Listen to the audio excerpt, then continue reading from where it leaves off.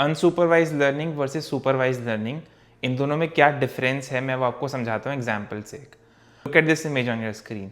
मैंने क्या किया, 100 कॉइन्स लिए जिसमें 1 rupee coin, 5 rupee coin, 10 rupee coin और 20 रुपी कॉइन है, और उनको उनके मास और साइज के हिसाब से ग्राफ पे प्लॉट कर लिया।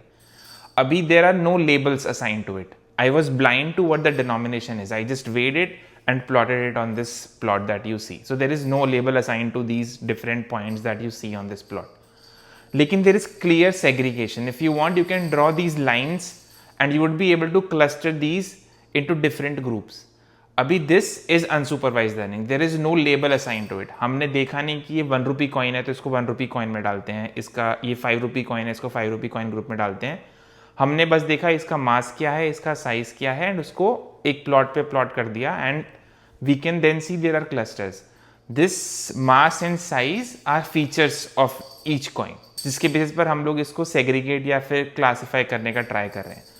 Now in the second case assume we have a label assign to it and this is what the plot looks like. So I know this is a 1 rupee coin and उसका mass and size plot किया है, this is a 5 rupee coin, उसका mass and size plot किया है, and so on.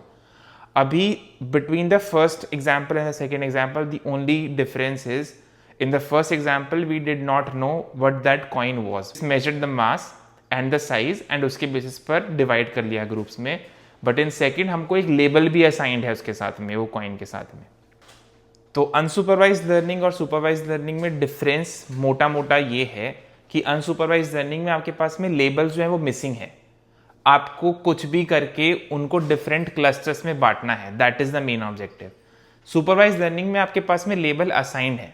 Supervise learning में आपको label assigned है तो आपको पता है कि ये कॉइन किस कैटेगरी में है पहले से ही। सुपरवाइज लर्निंग में आपको उसके मास एंड साइज जो ये फीचर्स हैं ये देखने पड़ेंगे to divide them into a group.